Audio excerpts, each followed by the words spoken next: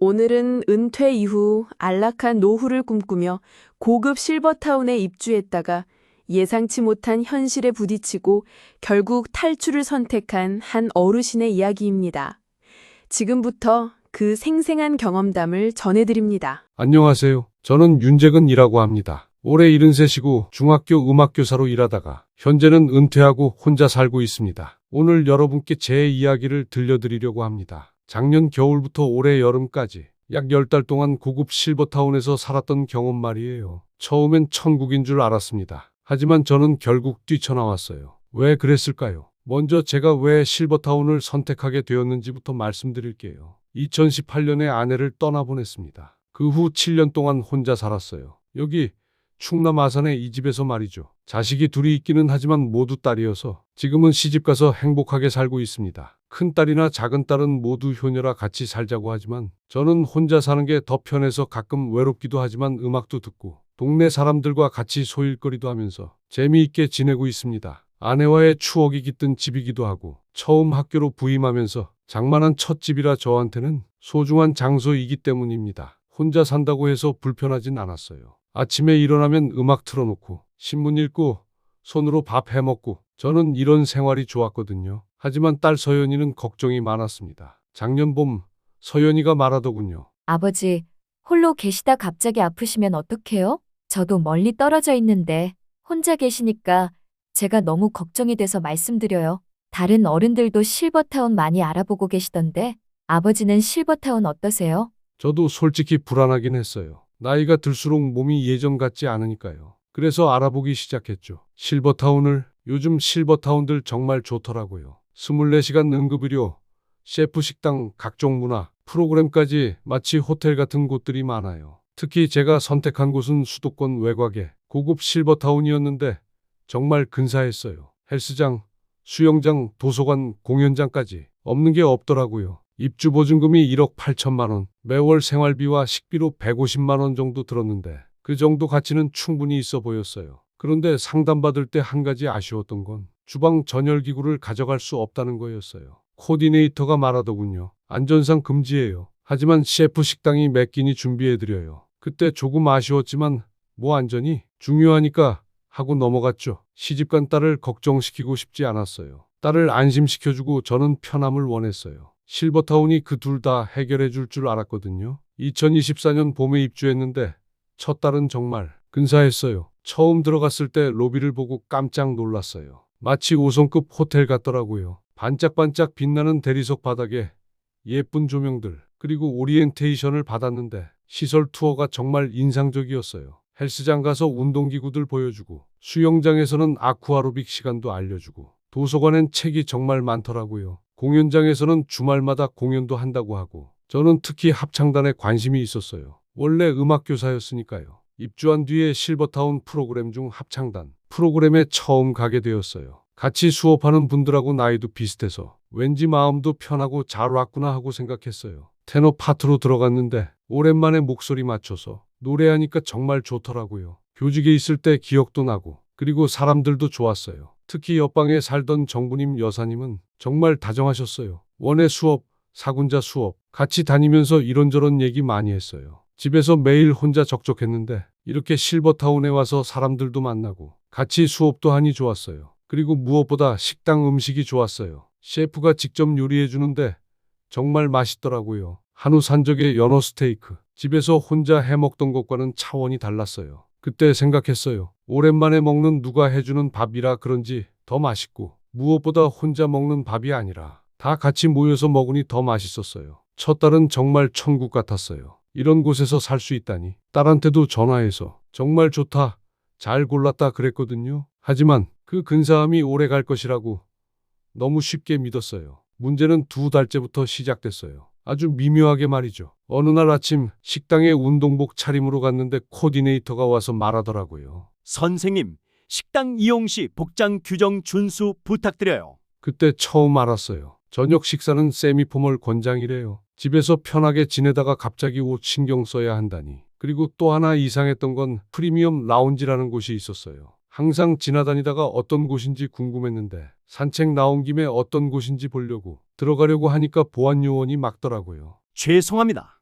이곳은 추가 기부자 전용입니다. 추가 기부자 전용 배지가 있는 분들만 들어갈 수 있다는 거예요. 똑같이 비싼 돈 내고 들어왔는데 또 돈으로 구분을 하더라고요. 그런데 더 이상한 건 또 있었어요. 이날도 어김없이 합창단 수업을 갔는데 좌석표에 이름 옆에 작은 왕관 스티커가 붙어 있는 거예요. 누구는 금관, 누구는 은관. 처음엔 뭔지 몰랐는데 나중에 알았어요. 기부금 순서더라고요. 합창단 리더가 박상무라는 분이었는데 이분이 이렇게 말씀하시더라고요. 우리 모임은 기부 순으로 발언 시간을 드려요. 공평하잖아요. 저는 약간 고개를 젓으며 박상무라는 분에게 말했어요. 공평이요? 이게 공평인가요? 돈 많이 낸 사람이 더 많이 말하고 돈 적게 낸 사람은 뒤에 앉아서 조용히 있어야 한다. 이게 공평한 게 맞나요? 그때 정 여사님 귓속말로 말해줬어요. 여긴 얼마 냈는가로 사람을 재요. 그래도 사람들 나쁘진 않아요. 그냥 오래 굳어진 습관인 것 같아요. 습관이라? 그런데 저는 그런 습관이 익숙하지 않았어요. 학교에서는 학생들을 성적으로 차별하지 말라고 가르쳤는데 정작 제가 살 곳에서는 돈으로 차별을 받고 있더라고요. 보이지 않는 서열이 있었어요. 겉으로는 다들 친절하게 인사하지만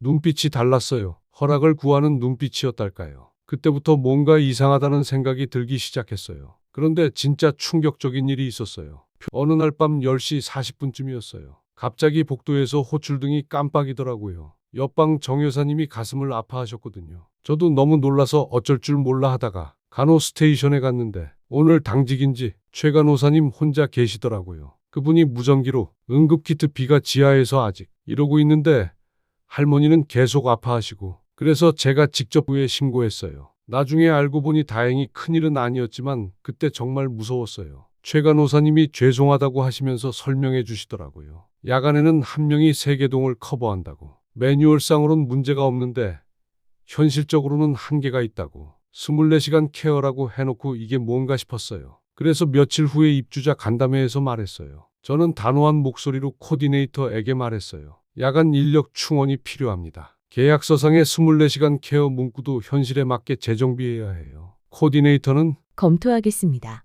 그런데 며칠 후에 우연히 들었어요. 직원 2명이 복도에서 속삭이는 소리를. 계약서도 다 적었고 계약 종료하면 위약금 나오기 때문에 계약 종료 못해. 그 순간 깨달았어요. 여기서 말하는 안전이 진짜 우리를 위한 안전이 아니라는 걸. 매뉴얼만 맞으면 되고 불만이 있으면 나가라는 식이더라고요. 그 밤에 정말 많은 생각을 했어요. 안전이라는 단어가 갑자기 비어 보이더라고요. 그 일 이후로 분위기가 완전히 바뀌었어요. 제가 민원을 제기했다는 소문이 돌았나 봐요. 사람들이 저를 보는 눈빛이 달라졌어요. 더 황당한 것은 합창단에 있는 박상무라는 사람이었어요. 합창단 리허설 때 박상무 씨가 이렇게 말하더라고요.